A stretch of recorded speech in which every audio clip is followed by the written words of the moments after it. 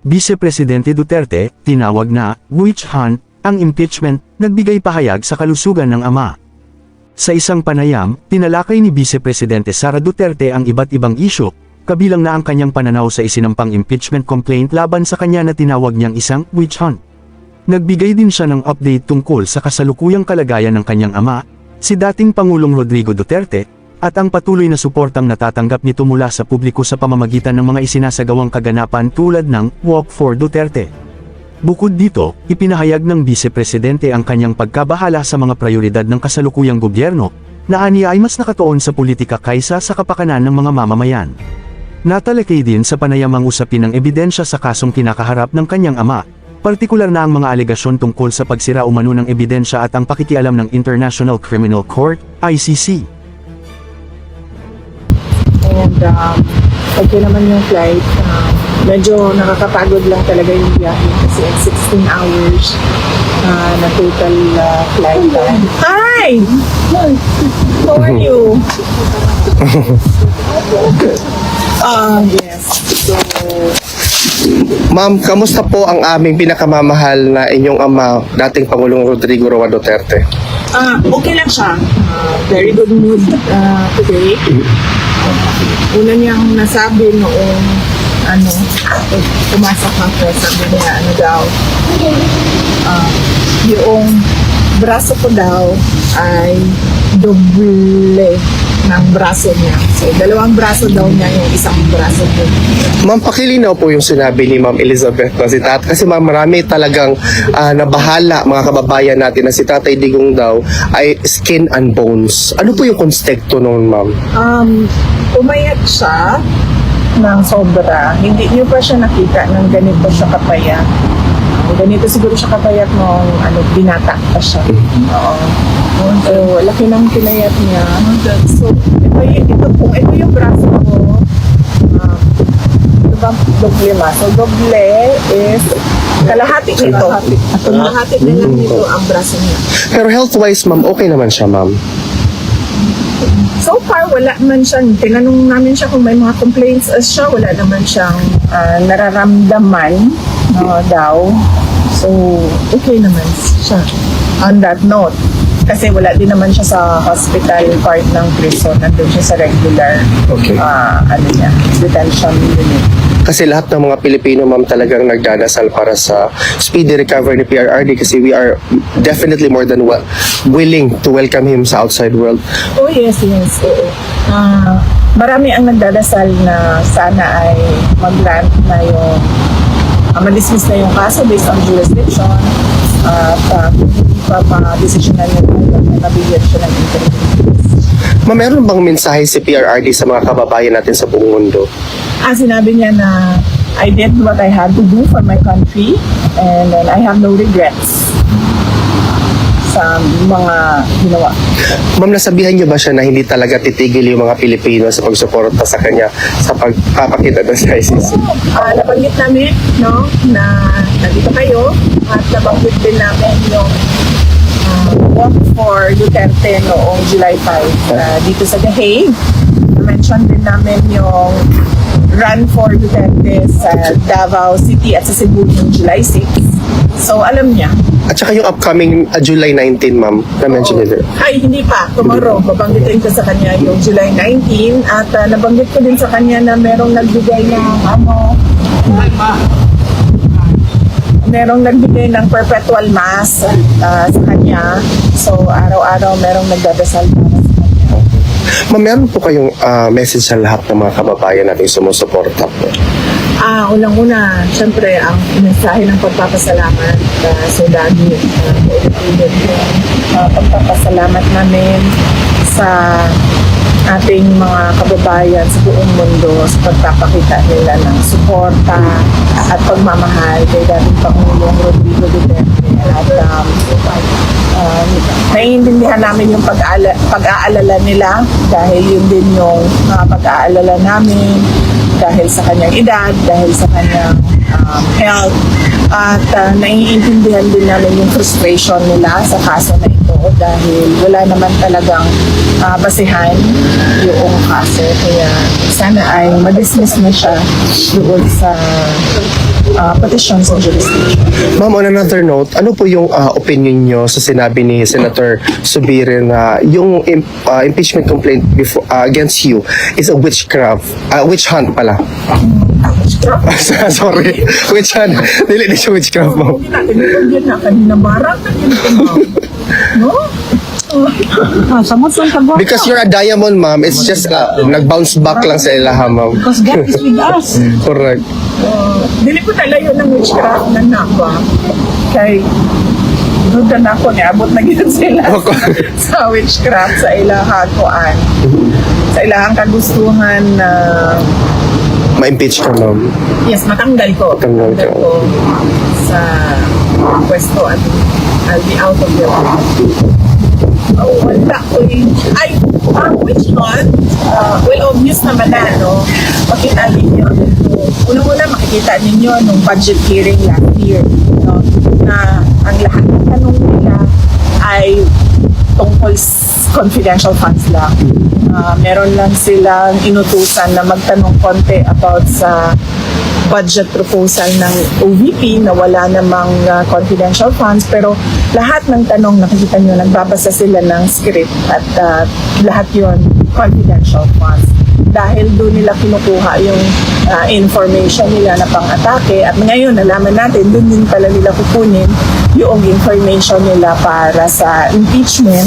At kung maalala ninyo, ang presiding member ng House noon ay si Congresswoman Stella Kimbo at sinabi niya talaga on record na let's stick to our plan. Dapat yun. Sunod doon, kung nakikita ninyo ay yung pagkuha nila sa confidential records, no, sa Commission on Audit, ang ginamit nila is order galing sa House of Representatives para kunin yung documents doon sa loob ng Commission on Audit. At nagbukas pa sila ng hearing na para mabigyan ng semblance ko ng legitimacy yung ginawa yung illegal na pagkuhan na mga documents sa Commission on Audit. At nakita ninyo, nung wala na silang maitanong, dahil wala ka namang makikitang pagkakamali sa mga ginawa, ay lumipat na sila doon sa impeachment puno.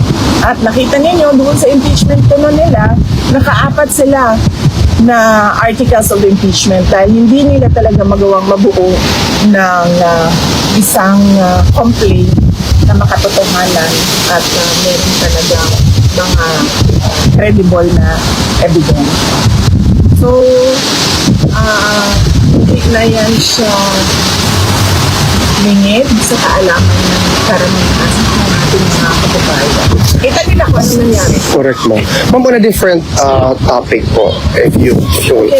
Ano, ma'am, my question kasi is that, tinanong ko kay Attorney Kaufman, ano ang reaction niya sa sinabi ni Secretary of Justice Remulla na allegedly na-destroy na daw yung evidence, kaya hindi na sila makapag-file doon sa local court sa Pilipinas and they're ceding the issue or the situation dito sa ICC. Sinabi ni Attorney Kaufman po na as far as destroying evidence is concerned, wala pong ginawa si PRRD because that is a criminal offense.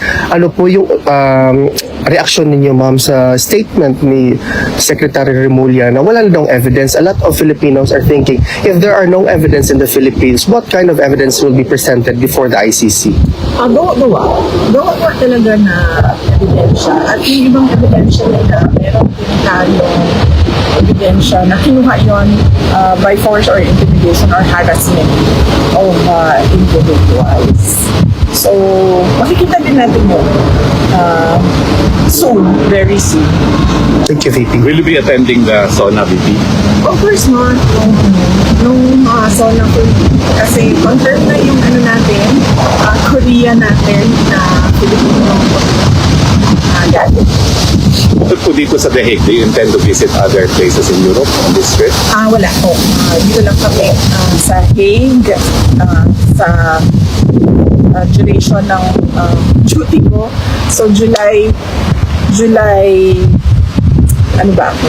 kailan ko naman yung July 5 hanggang July 23 yung sa akin. And then, darating sa susunod si Manila. So actually, dito po kayo sa zona, no? You will be here.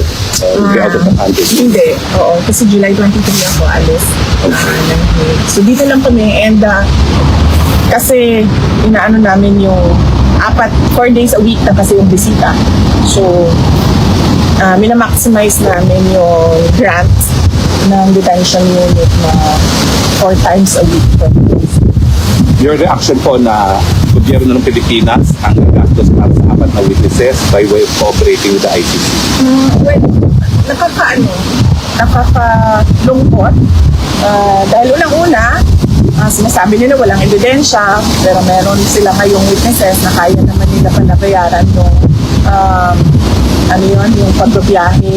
Pero nakakalungkot kasi sobrang bagal nung dalaw nila para sa ating mga kababayan na naiipit sa kaluluhan sa Iran at sa Israel. Kaya kaya nakikita natin at nakikita ng taong bayan nasaan ba talaga yung priorities ng administration na ito.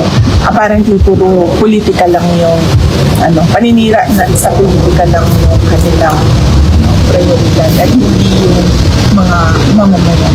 Ma'am, on a different, parang susundan ko yung question, ma'am, by the way. Sinabi po ni President President Marcos na i-stop na daw po natin yung pagpamumulitika at it's now time for us to work. Siguro tumingin siya sa salamin, no? Pag sinasabi niya yung stop na ang pamumulitika kasi sila yung namumulitika. Ang ginagawa lang namin lahat ay sumasagot kami, di ba? Attorney Harry Roque, ikaw isang biktima ka din. Dahil you are known to be an ally and a very close lawyer of President Duterte. So, wala naman kami ginagawang atake. Ang sa amin lahat ay sagot at depensa. So, sila ang tumigil at sila yung nasa administrasyon, sila yung tumigil at sila yung tumutok sa kung ano yung dapat na ibigay para sa taong bayan. Yung special affirmative defenses po sa impeachment, no? Yung hindi pwede mag-carry over at saka barred na impeachment include. How confident are you that the Senate will resolve that first before hearing the individual articles of impeachment? Paniwala ko naman, madami sa kanila ang abogado doon and syempre yung iba ay supported by lawyers as well. Unahin muna nila yun pag-desisyon doon sa question na related to is yung crossover na trial from the 19th to the 20th. Yung notice of disallowance po sa 4th quarter ng Presidential Fund na pending appeal, wala pa pong resolution ng appeal. Wala pa kami na i-check ko sa Office of the Vice President. Thank you, ma'am. Okay. I know you answered it already, but Tatay Digo, how is he? So si PRD, kanina ipa-expound kung ano yung skin and bones. Payat siya at sobrang payat niya na hindi niyo pa siya nakita na ganito kapayat. Siguro nakita ko siya ganito kapayat nung binata pa siya and sa photo nung binata pa siya. Yung kanyang braso ay kalahati lang ng braso ko. So ganyan siya kapayat. But para sa akin lang he looks good na payat siya kesa sa yung siya, malaki ang tiyan, tapos parang unhealthy tingnan at mukhang nakakatakot para sa kanyang heart. So, I like him this way. Like slim. Pero nabanggit ko yung sa kanya na naaabala yung mga supporters niya na mabilis sa pagpayat niya. Oo, nabanggit ka din na sa naiintindihan namin yung concern. Because ang is yung pagpayat niya ay hindi naman niya kagustuhan dahil talaga yon sa appetite, loss of appetite niya, no? Siguro sa mga pangyayari and of course siguro kasi hindi traditional Filipino food, yung nakasanayan. Yung mga pagkain Pilipino na nakasanayan niya, hindi yung meron dito para sa kanila. At one more last question po, Pisa. Nabalitaan niyo po ba yung Unity Walk namin yung July 5? Yes, oo. Nakita ko din yung videos. Nabanggit ko din. 7 kilometers. Pumayat ako.